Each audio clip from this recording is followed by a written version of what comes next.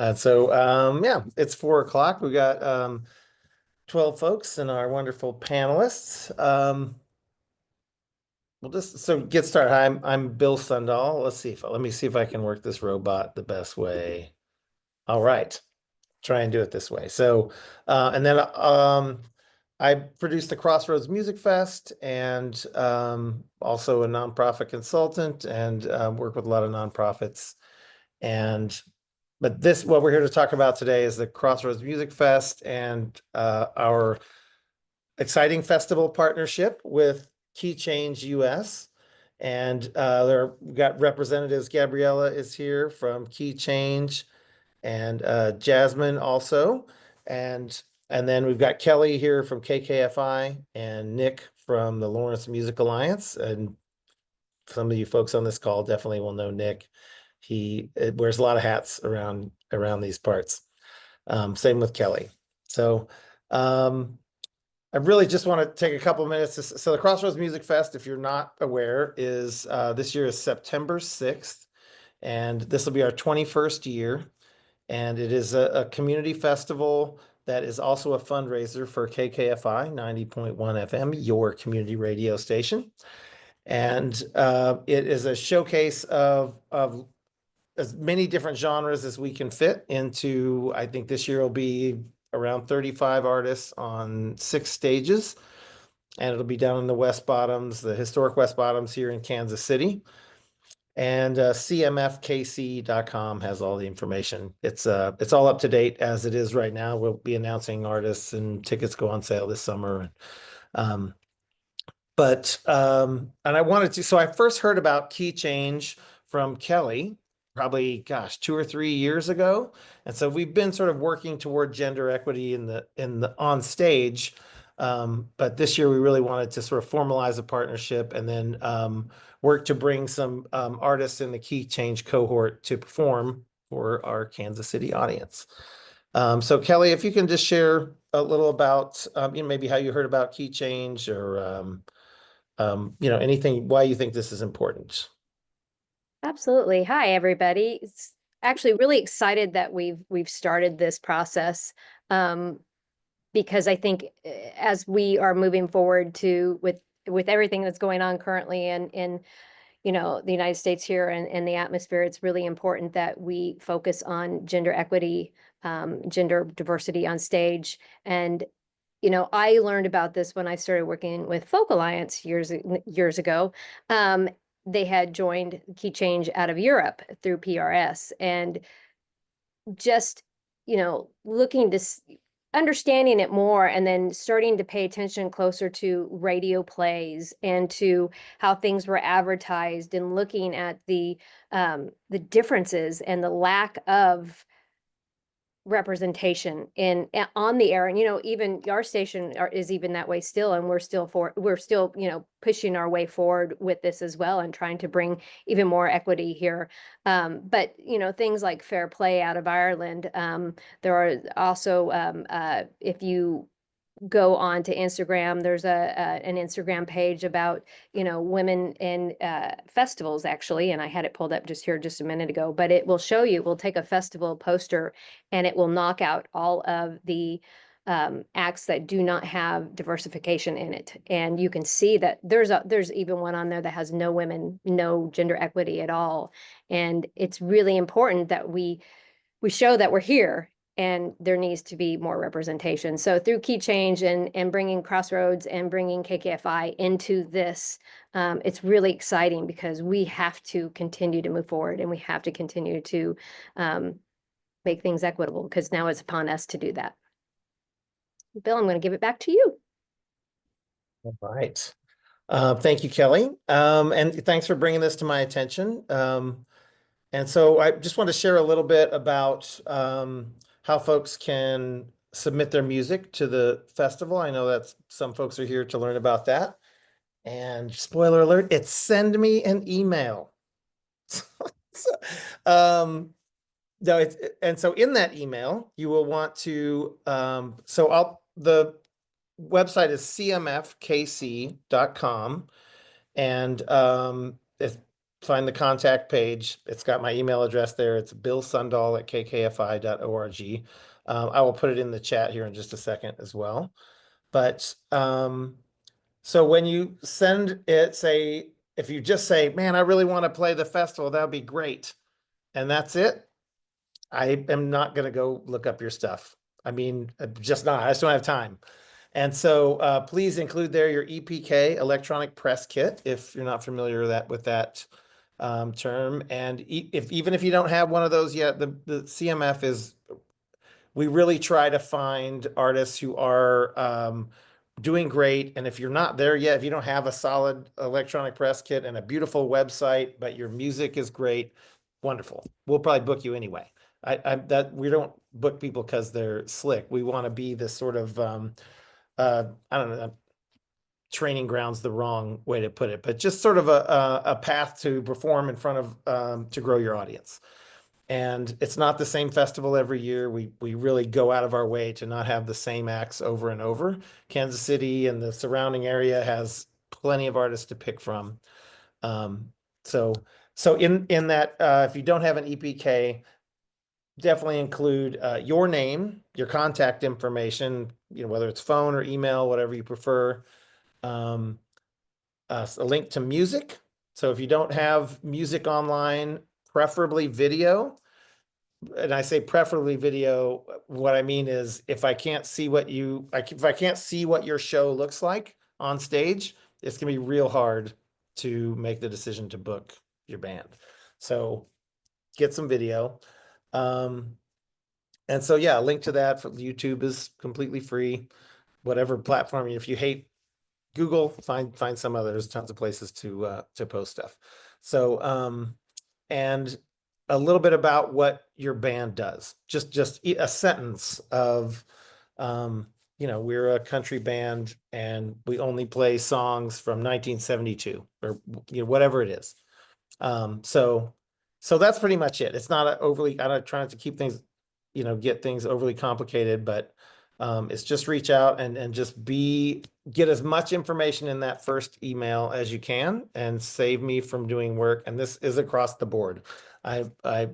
When Nick is booking something and anybody else on the planet, the easier you make it for them, the more likely it is that you're going to have success. And do not hesitate to hound me. Make me say no.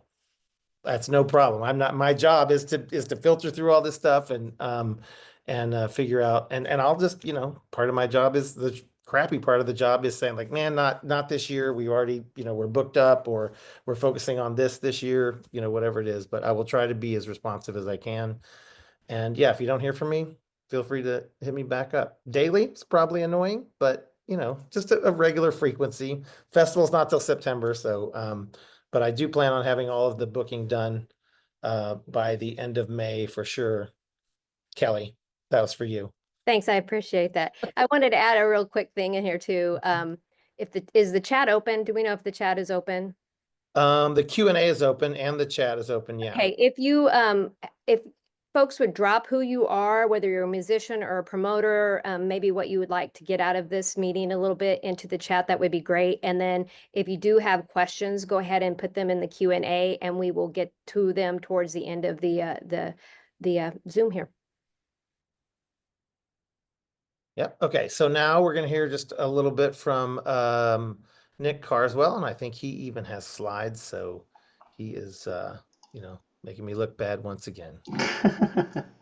Not at all. I'm the nerd with the slides. Okay. Yeah. So thanks to Bill, as well as KKFI and Keychange for the invitation, the collaboration to be part of this. I am the director of the Lawrence Music Alliance. I'm also a musician. My band is Carswell Hope. I play with a few different other outfits and collaborations. I am also a rep for the Kansas Arts Commission, creative industries consultant for the Kansas Arts Commission. So we're in our grants closed just a little while ago, so we're kind of in the midst of our grant cycle.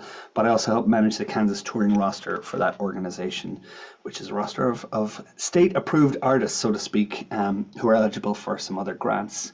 And then lastly, I do have a radio show on Kansas Public Radio, 105 Live, where we showcase artists from all 105 counties of Kansas. That's our mission and goal. That's who I am, and this obviously is for the event, so I'm very excited to support this conversation in any way we can, learn just the same as all of you on the call about what steps we can take to support gender equity and address the imbalance that we all kind of know and understand in gender and in music. I wanted to mention that this event is part of our offering throughout the month of March. We just decided March was Music Business Month here with the Lawrence Music Alliance. We have this slide has a whole list of events. You can also find all of those on our social media and Instagram and Facebook and on lawrencemusicalliance.com. Definitely want to thank the Networked Kansas and their Community Solutions Grant who are funding this round of professional development, networking, and other events. We're also meeting in person on Wednesdays at the Lawrence Public Library from 11:30 to 1 p.m. Just having kind of an open office hours, music business help desk as well. I know we also have a Facebook group. If you play in Lawrence, if you visit Lawrence for music, you're welcome to join that. It's the Lawrence Music Alliance community. There's been a lot of discussion lately about PROs and publishing rights. So we actually have a lawyer joining us on Wednesday 26th. So if that's something you're interested in, be sure and join. I think we're going to actually make that a hybrid and get on Zoom as well. So shout out for that. But also this is one I definitely want to highlight. We've taken a lot of time to try and find a tax expert who can speak art and music. And Hannah Cole is that person that we found from Sunlight Tax. So last day, right at the end of the Music Business Month on March 31st, we have a special workshop on taxes for musicians and creatives. It's like 2 weeks ahead of the tax filing deadline, so probably won't save you this year, but it's really, really good info, and Hannah is a great resource as well. So that is free, and you can register. You can scan that QR code right now, or all of these, of course, are available on lawrencemusicalliance.com, and join our mailing list, and you'll get all that info as well. And then the last thing I need to share today is that all of you are having registered for this event. We're going to put you all in the draw for a free pass for the Artist Thrive Conference, which is early May 6th to 8th in Kansas City.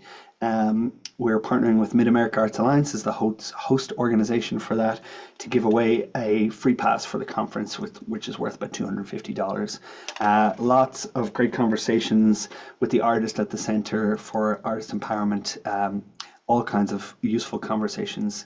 So that is happening first week in May, I think, May 6th, 8th. And we'll actually be presenting a conversation about music ecosystems there, which is some of the work that the Music Alliance does and that I do with Kansas Arts Commission. So Bill's if you registered for this event, that's how you're here in the Zoom. We're going to take that list and you're already in the drawing for a free registration for that event, which we'll pick out a winner for that right at the end of the month. But otherwise, I encourage you to check it out, artistthrive.org. And consider attending that event. I'll be there.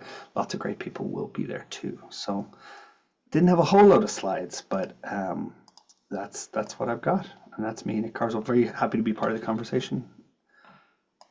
Thanks. Thank you very much, Nick.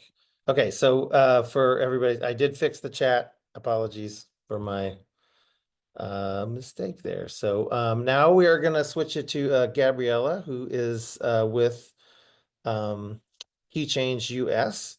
and hear what she has to say. Hi everyone. Can everyone hear me? I just want to make sure. I've been having some audio issues. Amazing. Quick clarification. My name is Gabriela Hironas. My pronouns are they, them. Actually, I'm a non-binary individual. It's all good, Bill. Don't worry about it.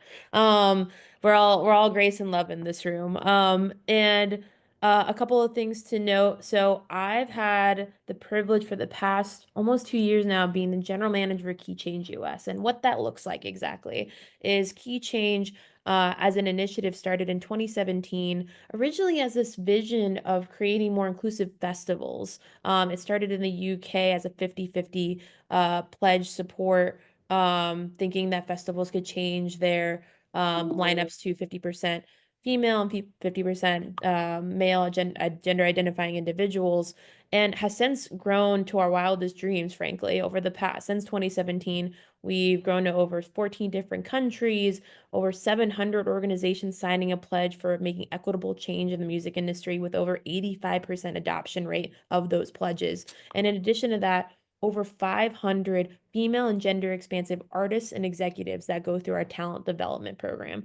And with that a little bit, what I wanted to do, I actually have some slides myself, not as nice as yours, to be honest, but at least they'll give a little bit of visual of like what we have, what our kind of work is here. So give me one moment here to make sure I can present my screen. Goodness. All right. Oh, goodness. Zoom is so intense when you're just trying to do a basic thing like present some slides. So let me get this over. Perfect. Can everyone see my screen? Yep. Amazing. So once again, Keychange U.S. is an award-winning charitable nonprofit organization championing gender equity and inclusion in the music industry, a global movement that represents the underrepresented. Diving in a little deeper, like I mentioned, we launched in 2017, originally as this initiative, and actually some of these numbers need to be updated a little bit now, but I haven't had a moment yet. But we've had just incredible numbers in regards to where we've been in our two main cores of work, which if you go to the next slide right here, is our Keychange Pledge and our Talent Development Program. On the Keychange Pledge side, this is a global pledge for championing gender equity inclusion in your organization. This is a network of over 700 music festivals and organizations around the world working individually and together to ensure better representation in the music industry. Happy to send this link if you're interested in signing the pledge, but it's very simple. It's not as daunting as it sounds. It's a 2-page document that you read mostly, and you fill in a statement of how you want to make equitable change in your organization. We have some guidelines and suggestions of what other organizations similar to yours have done. And then from there, we as Keychange will help you keep accountable to that. Maybe it's check-ins every month, maybe it's check-ins annually, maybe it's check-ins every 2 years, depending on your type of pledge. But the goal is to have some accountability and public say into the work you're trying to do at scale for gender equity inclusion. On the talent development side, you're going to hear more from Jasmine in a bit, but our talent development program is a 6-month-long career development program for women and gender expansive artists and executives of all genres. So it doesn't matter the genre. If you are a Swahili jazz enthusiast to a metal rock star, we want all of you. And also music professionals of all different sectors, providing one-on-one mentorship, community building, showcase and speaking opportunities, in-person meetups, travel stipend to attend activities and support access needs, and virtual networking and professional development sessions. I think I want to really highlight the travel stipend in particular. The whole goal of the program is to be able to bring you as an individual to an opportunity that we help procure for you. And by doing that, we also ensure that all the Maslows are met. And if you're not familiar with the Maslow's hierarchy of needs, I encourage you to look it up because I am going to explain it horribly. But the way I like to think about it for folks is that, if you are going to an event and you have kids, childcare is expensive and unaffordable in the United States. If you are going to an event and you have a loving child like myself, like a dog, uh, it's expensive to find a pet sitter, and for that, want someone you trust. If you are disabled and you need to travel with a companion, it's expensive to buy 2 plane tickets, 2 hotel rooms, two meals as you're thinking of traveling. All of that is covered by our program. So no matter your need and desire, we will make sure that you can get to the gig and not have to worry about a penny in order to do that. And that's what I'm really proud of the work we do here. We try to not only make sure you get the gig, we also make sure that you can get to the gig, if you will. And then kind of highlighting over our past year, we have had 2 cohorts since our kickoff in June of 2022 of the U.S. side of our program, which means we've had over 50 female and gender expansive participants on both the music industry, on both the artist side and the executive side go through our talent development program. Jasmine was part of the most recent cohort, so which once again, let her speak in a moment. And we just recently won the 2024 Agent of Change Award at Music Biz at the Busy Awards for our work in the talent development program. We also received the 2024 Sony Social Justice Fund and also hosted many networking events partnering with organizations like Music Biz, Downtown Records, TuneCore Believe, Vivo, A2AM, Indie Week, and more. As we go into 2025 planning and such, there's so much to say about partnerships that we're really excited about, but I think within Crossroads Music Festival, we want to continue to find and expand our reach across festivals that aren't just on the major coasts. America is a wide, expansive place, and we want to be representative of that too within our community. So if you are a festival organization interested in signing a pledge or interested in partnering with us, please reach out. And if you are a artist or executive interested in applying for a talent development program, please sign up for our newsletter. That is going to be the surest place you'll be able to find out information, and also follow us at Keychange U.S. across socials. But that's a little bit about us and me. And Jasmine, I'm going to give it over to you to talk about your experience in the program. Okay, thanks so much for having me. I am stoked to be here. I could yap about Keychange all day, but we don't have that type of time. So again, I'm Jasmine Benward, she, they, and I was part of the most recent cohort on the innovator slash executive track. What I do is a little bit of everything, but I'm a songwriter, I'm an artist. I work in sync, I work in music supervision. So at the time of applying, I knew that the innovator track would be the best for me. And it has been the most fulfilling, rewarding, wondrous program I could be a part of. And I'm not just saying it, I really, truly mean it. Gabriella spoke a lot about the perks and benefits, and I'll just go ahead and reiterate the fact that it's paid. A lot of programs are mentorship based only and don't include pay.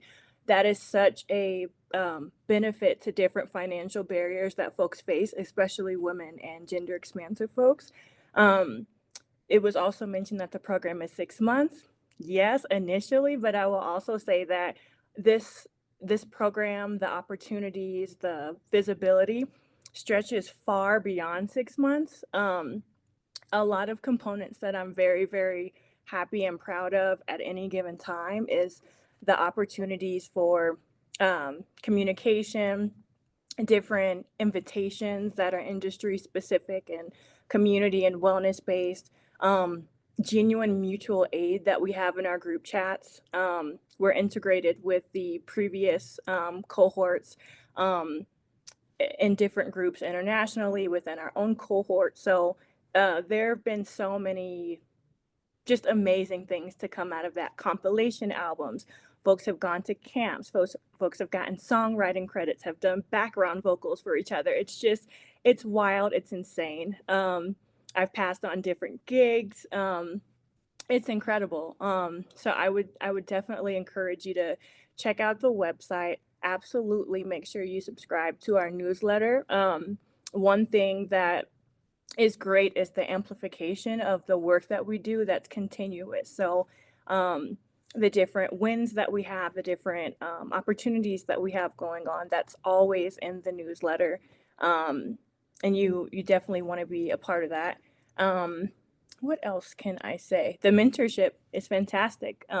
Not only do we get industry mentorship, but we have found mentorship in each other, honestly, because a lot of honestly, everyone in the program, we're all powerhouses in our own right. So whether it be like best business practice or taxes, whatever it is, we lean on each other truly. So that's another great benefit, is just the community of amazing artists and innovators.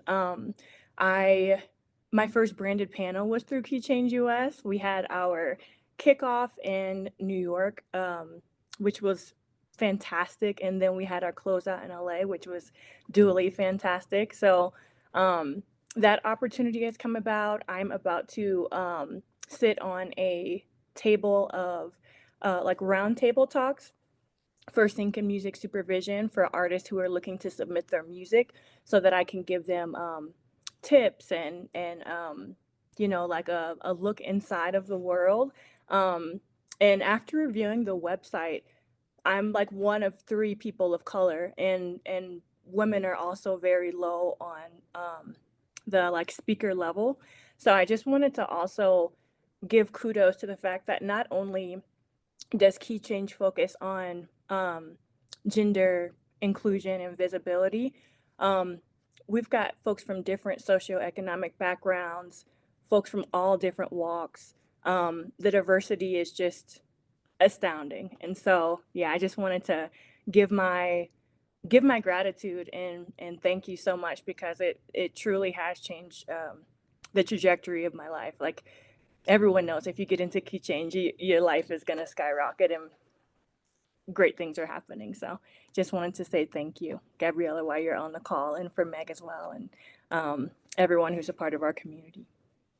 We loved you and love the cohort that you had. And I think that's just I think community is really what it comes down to. Like, I think often is the case where I guess the best way I kind of explained it lately is like people in the music industry in these programs in our peer groups that are wonderful, but it's like they're focusing on the puppies and the senior dogs, you know? Like I think there's this middle group that doesn't often get a lot of emphasis, and I think that's kind of the most confusing point of your career a bit, because have made established yourself in a certain way, and it's harder to make friends. It's harder to expand yourself. It's harder to like dive into different groups. And so I think that's what Keychange can give you the most is just community outside of the group that you've come to know. And I think that's exciting.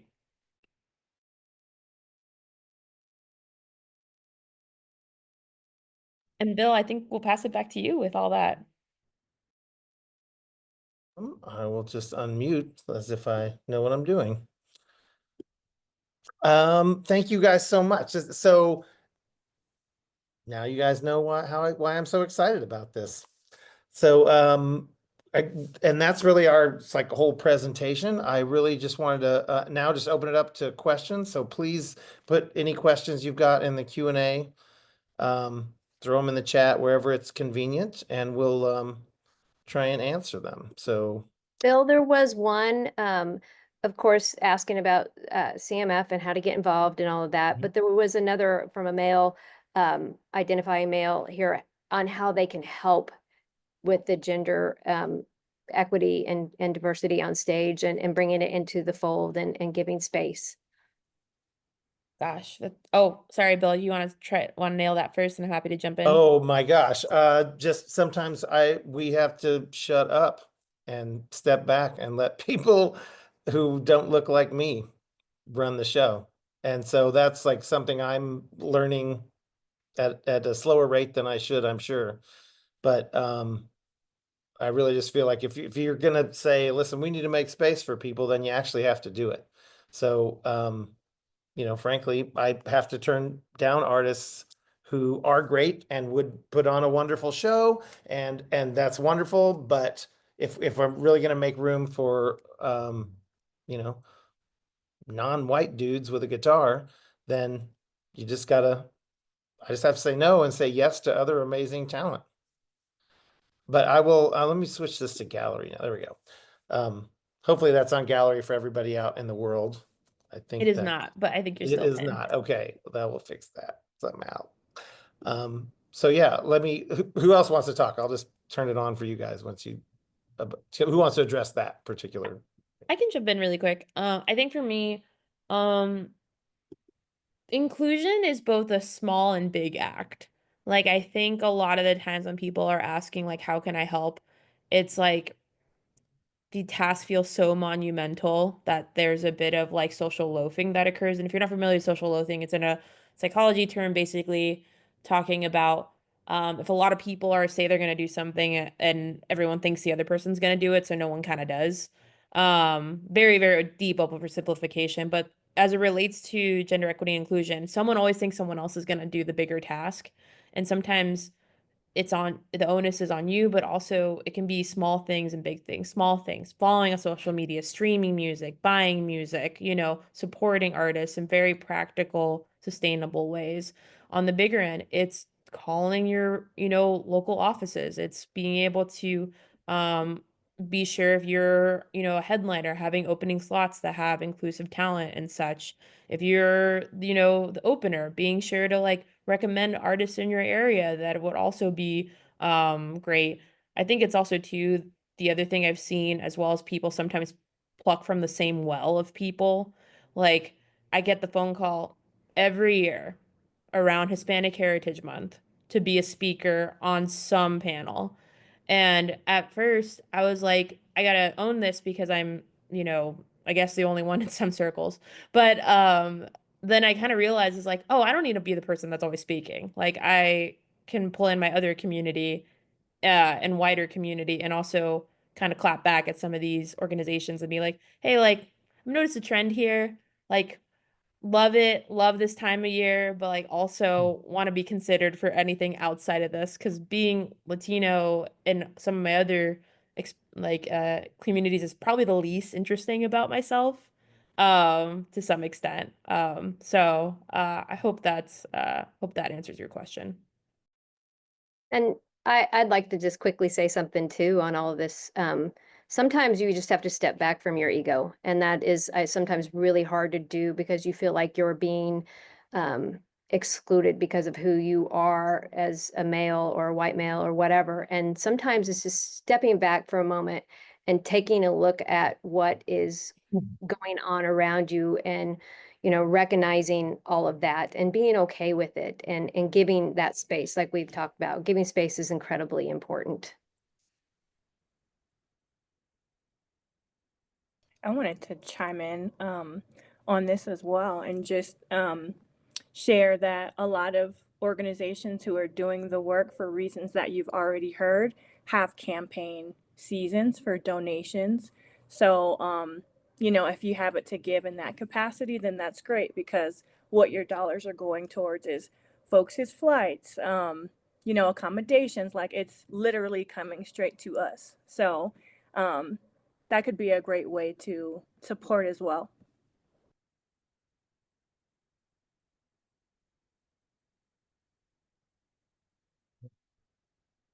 Well, thank you. I'm trying to maybe there we go. Hey Did folks, that I'm so make sorry. us a My grid for laptop died. everybody now? Sorry, my laptop died, folks. Apologies. Oh, no one knew. No one knew. Gosh, okay. What else have we got in the Q&A? Anything else that's, yeah, feel free to please. Hey Elmo. I'll go over the music festival stuff again. It seems to be a few things, but I just want to read. So this in the Q&A, good evening, everyone. My name is Jamogi, and it's Jamogi, not Jamoji. I learned that after saying it wrong for about 2 years the other day. The founder and band leader of Jamogi and the Jammers, and it says we're always aim to diversify our music genre and also our performances. My question is, what qualifies an artist to get put on the later evening shows? So, and that's talking about the music festival. So, God, it's hard. Building that schedule is one of the most frustrating parts of putting on a festival because, frankly, I don't book any chumps, right? Every single person, every band, every musician on there is fantastic. And that's why why we booked them in the first place. But there is an early slot and there's only so many slots. Sometimes it boils down to, oftentimes I try to start with who's the audience for this band? If I'm in an old school country band and frankly, I should play at 5 p.m. because our audience is they're 40 to 60. That's our main folks that come out and see us. So that being said, last year I did put myself in a better slot than o'clock. So I'm a selfish jerk also. But so I start with that. So audience, who's going to come see them? If I know that their fans aren't going to stay up late, then I try to book them early. You know what? The most effective way is to say to me when we're talking about the conversation, don't make up some nonsense about, well, we got one guy and he can't come until 6. I mean, if that's true, fine. But just tell me listen, if I'm going to do this show, I need to play at this time. It's part of it's always part of the conversation. And I'll just say, cool, I can make that commitment right now, or hey, I can't make that commitment right now because there are too many other moving parts. If you still want to do it, cool. If you don't, I totally understand that too. So it's a lot about just, I try to be as open as possible when doing booking. And if, if someone asks for something specific, I'll try to accommodate it. And if I can't, I'll just say so. But advocating for yourself for time slot, there definitely have been artists who have, told me, listen, I'm not playing at 5 p.m. I'm so-and-so. I don't think you know who I am. And so, you know, I just had to make the decision to myself, like, okay, all right, I'll definitely, you're playing at 8 then, or 9 or whatever. So, yeah, definitely. Just let me know what your preference is, and I'll do my best. And with the process with the festival is, I handle all the booking with all kinds of input from Kelly, and Michelle Bacon is on the team. And I just ask people, you know, if someone hits me up and I'm not familiar with them, the video looks good, I might call and ask my friend, like, hey, you ever heard of these folks? Um, and then so we come to a price. You're definitely going to hear something from me around the what's your I love KKFI price? Like we pay, everybody is paid. It is a benefit for the radio station, but that does not mean you should play for nothing. And we write grants, we raise sponsorship dollars, and we work really hard to pay people the best we can. I mean, when it boils down to it, if you know someone's getting $1,000 for their 10-piece band, that's terrible money. But frankly, that's usually the best I can afford. So, um, yeah. And so that's feel free to say no. Like, listen, I can't do it for that. And, you know, I'll just, like I said, I'll do the best I can on that. So we come to an agreement on money, and if there's any time constraints or very specific things, yes, I can do it, but I'm going to need a guitar backline, anything like that, anything you know about your production needs, try and get that out there as early as possible. No one loves big surprises at the end of you know, right before you go on stage. Oh, where's my keyboard amp? Well, you never asked for a keyboard amp. So just being upfront about all of that. And then once you're booked and we've confirmed a price, then hand you off to our artist liaison, which is Michelle Bacon, and then she gathers the rest of the information about your band. We built a Google form this year in an attempt to stop the like 17 emails back and forth of, hey, give us all this stuff. And then people give you 8 of the 12 things you asked for, and you have to go back to them. So just created a Google form with a bunch of required fields, upload your picture. Here's a link to my video, contact information, name on the check. You have to send in a W-9. If you don't have a W-9 for your business already, make one today. Just IRS, just type in IRS W-9 form. It's a super simple thing. And then Michelle will gather all of the information. Some of that stuff is the input list, you know, that's for the sound engineer, what they're going to need to produce your band correctly on stage and present, so you can present yourself right. They need all the mics you need for all your gear. Stage plots also for the engineer, so that they know, you know, where your gear is going to go. That helps the stage hands. It helps the flow of a festival. Any festival requires that, because otherwise it just can't be done quick enough. We leave half an hour for changeovers, which is a long time, and in a festival scenario, and it's still, you know, sometimes a challenge. So we just try to get as much information for folks as we can.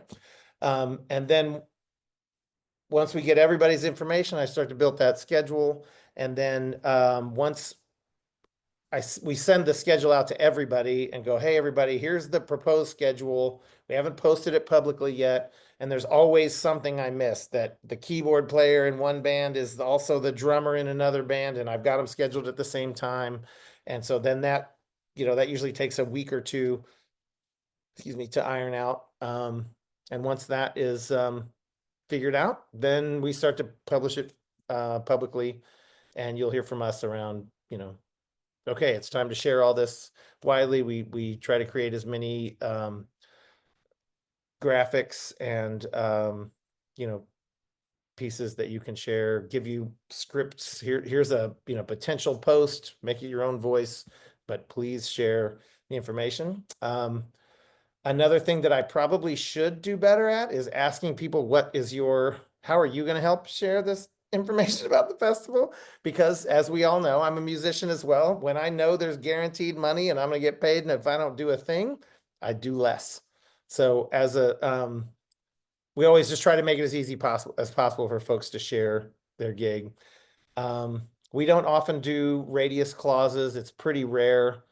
And if you're not aware, radius clause is you can't play anywhere within a certain area for a certain number of days before or after the festival. It's real hard to be like, what's your I love KKFI price? Plus, you can't play for 2 months outside, so Kelly? Yeah, sorry about that. I think Nick had put something in the chat regarding, for Jasmine or Gabrielle to talk about how women can move up in the system, so to speak. Jasmine, I spoke a lot already. Happy to give you space, or let me know if you want me to jump in. Either way. Yeah, you can start and then I'll come in after. Sounds great. As far as like women and gender expansive talent joining more or working their way up, I'm just gonna be straight up. It's not easy, right? Like it's not. There's wild disadvantages of just being almost any identity in the United States, but I think predominantly for like marginalized communities and women have it the most. So just being straight up, like it's gonna be hard, no question. But I think where there is hope is finding community in organizations that can help like speak to your work and speak to you. And also I think for artists in general, I've had the distinct pleasure of working with some really amazing artists who've gone on bigger side, smaller, lifelong careers, temporary careers, what have you. I think the difference between the folks that are like um have just extensive, expansive careers far beyond what they thought is that they showed up early, they had everything they needed, and they were always prepared. And if they weren't, they were communicating and were always a pleasure to work with. I don't think you always have to be nice, given. I think you should be. Like, I think sometimes you need to be firm and push back on the things you need, especially accessibility, especially like accommodations and such. I encourage that for everyone. But I think if you do the work and communicate as to your needs, like that is truly below the bar on where I think musician and acts can be today. And as it relates to just the nuances of like growing in this industry and performing, it really starts local, it really starts community and being able to have people vouch for you in that. And it only grows from there. Every major festival artist played a hometown show and something that showed up 3 people to, so it all grows in some way, I think. I think just like having the knowledge to just do the work and do the job and being able to like be good about that really starts there. I don't know, Jasmine, you want anything to add to that? For sure. I'm gonna chime in on the community aspect of it because I feel like it's a compass of sorts, right? I make sure that I reach forward to folks that are ahead of me, behind me to students and folks who are either career pivoters or just getting in, and also to my peers who are beside me. Um, and between all of us, something jumps off, right? So opportunities, resources. So I make sure that I like give as much as like my ask, if that makes any sense. Yeah, because a lot of things will be from your network, who you know, that sort of thing. So yes, like not having to be nice, but if you're likable and if you're efficient, then it can get you really far. And then as someone who's a multi hyphenate, I can just speak to being able to pivot. Like sometimes it's consulting, sometimes I'm artist facing, another time I might dig into my music supervision hat. So, I'm okay to like twist and turn as need be. And I think the more adaptable you can be and like well versed in whatever it is that you want to do, especially music, there's so many facets of it. The more you can be informed and a chameleon of sorts, but also help others, I feel like it's just this tenfold thing that keeps benefiting everyone involved. So that's my 2 cents on it. Thanks. Yeah, I wanted just to hear that perspective, but I should also point out that with the Music Alliance, Lawrence Music Alliance also has filled in some gaps in our local music ecosystem, which does result in us booking gigs. And then we have our kind of flagship event, Mixed Master Music Conference, which started as a music conference and a showcase. And now, actually, last year was the first time we kind of took our time after COVID, did a lot of virtual stuff. But we had a showcase last year over 5 venues over a weekend in and around downtown Lawrence. And yeah, I mean, I completely amplify that idea. We've our shorthand in some of our programming as being a good egg, which means it doesn't mean you have to be nice. It's interesting to hear you guys framing it that way. I think if somebody's very professional and very quick and that's what I define as nice. Actually, I don't need a whole bunch of smiley faces, and I value the information I need much more than niceties. But I totally, I understand we're talking about the same thing. I think it shows respect and professionalism to be prepared. Bill mentioned the W9. If you there are some simple things, stage plot, that getting those things quickly, or a good photo. I need because these opportunities, things do move quickly as well. So the person who's prepared often gets the gig.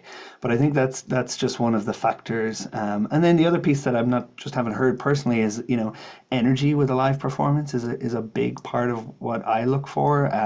Who's going to close the night? They've got to be a closer. They've got to kind of cater to that room.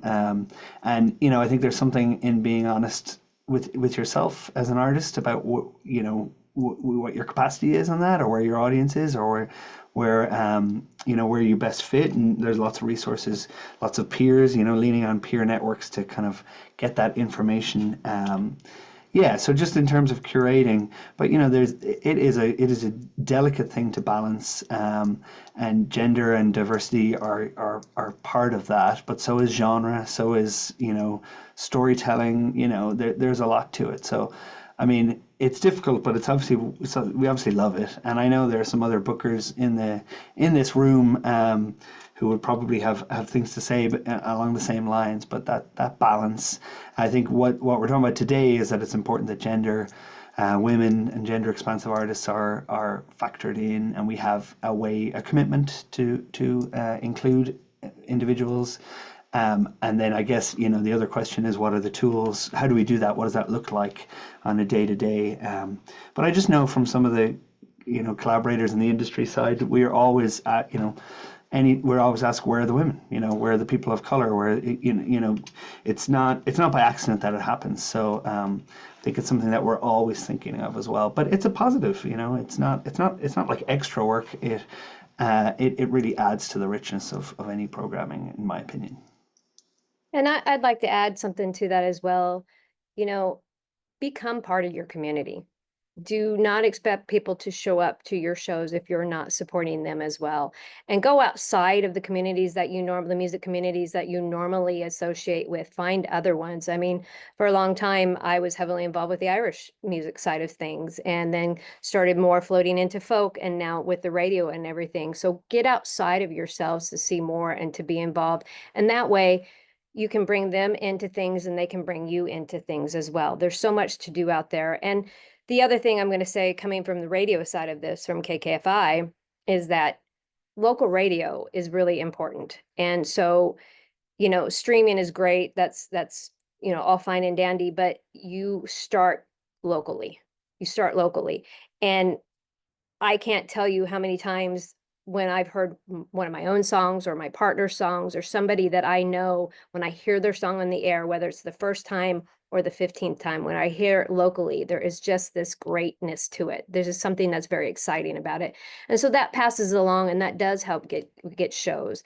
But, reach out to community radio stations, reach out to NPR music stations, all of that, and do some due diligence and look for the programs that fit who you are. So KKFI, we have Siren Song. So that is, specific towards the, gender diversity as well. And look for those things and submit to them and see how you can support them. Yeah, man. Thanks, everybody. Yeah, I would just, the only thing I feel like I could add to that is just to recap like, say what you mean and mean what you say. It's like, if you do that in whatever thing you do in life, you're going to be a superstar, because there are plenty of people who just can't seem to do that for whatever reason. And let's see. And yeah, I was actually at a Lawrence Music Alliance event yesterday, and Nick, I don't know if you can help me remember the guy's name. The hip hop guy he works with artists at Topeka and Kansas City, and he Yeah. was basically saying how Topeka's hip hop scene has figured it out, how to show up for each other, in that they're going to each other's shows and hooking each other up with gigs, and they're really growing a community. And that was just wanted to piggyback on what Kelly said, that that's what it takes. And it's happening. It's not like that doesn't happen in Kansas City, but you must be present to win. Like what you gotta show up, and and it's easy to just walk up to somebody who's in the same industry as you are. I mean, it might be a little awkward at first of like, hi, I'm a bass player, my name's Bill. But next thing you know, you're talking about whatever you're talking about. So yeah, go say hi. And if you see me somewhere in the world and you want to talk to me, I mean, if I'm playing with my kid on the swings, maybe wait. But if I'm, wherever, if I'm out at a show, come say hi. I like talking to people. And yeah, and I think maybe not everyone feels that way, but enough humans in the world feel that way, that the one time out of 1,000 someone's going to shut you down just because they didn't feel like talking right then is not worth not approaching someone who you think might be able to help move your career forward. There is a question in the Q&A too. It's how can one pay tribute to music created by people of different ethnicities and genders in a way that feels authentic rather than performative? That's a really great question. I honestly don't think it's that hard. It's just listen to music, like just buy things, listen to music. I get why this is being asked, because I think it's hard.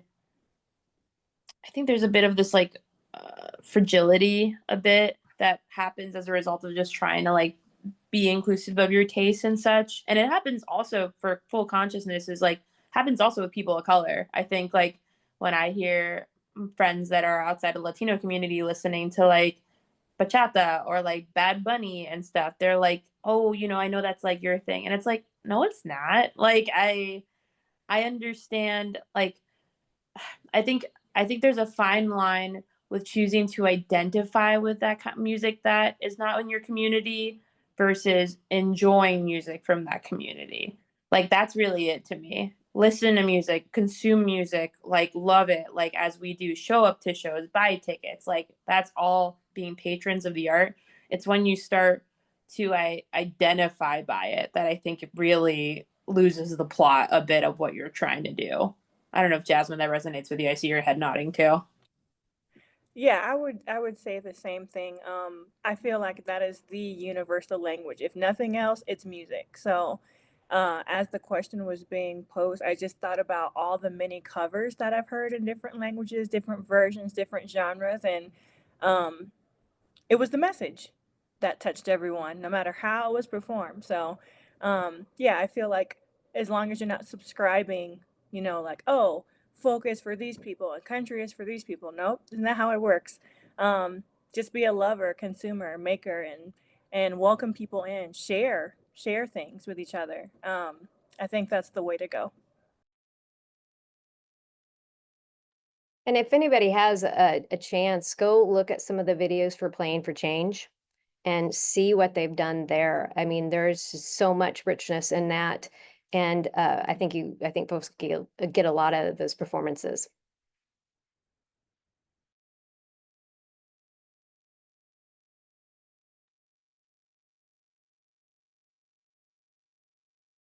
What else does everybody want to know? Quiet group. I would like to ask what are the practical things that some of the artists on here can do as far as key change? Not to put Gabrielle on the spot, but what should artists be on the lookout for engaging with the programming or future cohorts? Great question. I think I mentioned this earlier, but like joining our newsletter and following us on socials, I think is a big thing. You'll often see who our cohorts are, so you can listen to their music, which is amazing. You can book them for festivals and conferences, which is amazing.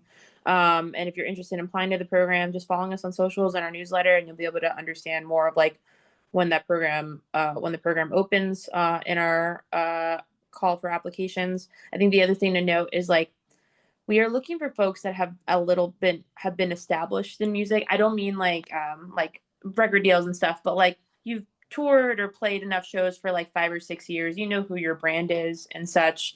Like I don't want it to be confusing like by like the established terminology. Like you don't need to make millions of dollars by in music. I just want to be clear, like you need to know enough of yourself to go into the program, because then you can ask better questions when you're with a group of people who also know themselves. I feel like that's pretty accurate, right, Jasmine? Just like based on your experience, because you kind of, what I think is amazing about Jasmine, she and they are both like multiple disciplinary, so you're kind of be able to like lean into both sides. Yeah, I can speak to that. Like just on materials and like even prepping your application, I think it's great to lead with like just to know like your own personal mission, like your manifesto, like what do you stand for, like as a person, as an artist, having just thinking about like some of those little standout bullet points or like keywords that really match who you are. And then also the magic that you make. I love to ask people, what kind of magic do you make? So if you're an innovator, think about your own like personal like KPI things, like, oh, what are some wins that I've had in my career? Like spell those things out as part of your application. If you're an artist, show what it is of like how you know yourself. Like, oh, this is my following, or these are the platforms that I'm on. And I think one of the biggest things about applying to programs like this is knowing how to articulate the help that you need. I see that a lot. It's like, how can we help you? Or like, why do you want to be in this program? And that is literally like translating to how can we help you like shine, basically. So if it's something like, oh, I'm looking for representation, or I would like to learn more about sync, or like, whatever. It's great because the different guests that we have, the different consultants that are coming and different organizations, like when you're as clear as possible, then on the programming end that we can't see, like all the invisible folks, like not invisible folks, but like all the hidden work that is behind the scenes of like how amazing this program is, like it facilitates that. So knowing who you are, what you stand for, and what you need help with as an artist and as a human, I think is like really helpful when it's time to submit. That's great. It's not always easy either, knowing exactly what you need next or now. That's a fact. I know we're almost at time, but I also wanted to ask. Did I miss, Jasmine, where you're based? I wanted to ask about the geography question, because we're here in the middle of the country, and I think getting connected through social media is great. You know, that you would have friends in any, like you've got friends in Kansas City, Jasmine, and Gabrielle, of course, the next time you come through, or Lawrence, Kansas. Is there anything around that that is an opportunity here in Kansas City or in our region? It's a broad question, so maybe it's a hard one to answer, but No, that sounds amazing. My plan is to have friends all over the world. I've been splitting my time between Atlanta, Mexico City, and LA. So, yeah, it's been quite the ride. But as I was beginning my Keychange journey as part of our kickoff, that's when I stepped away from classroom teaching, and I had been teaching for over 10 years. And I'm like, you know what? I'm going to go full throttle with my artistry. So I've been splitting my time between 3 places ever since, and it's been incredible. Hmm. Gabriella, I wanted to ask, like, so can you share a little bit about the timing of when the cohorts opens up for this year? Are you already accepting applications? Is that coming up as it for artists? Great question. So it looks like applications will most likely be happening in May of this year for a fall cohort. We're just waiting to figure out a few details, but this is like first on watch here for folks tuning in.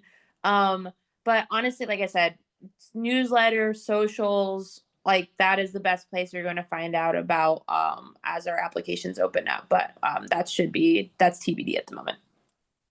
Okay.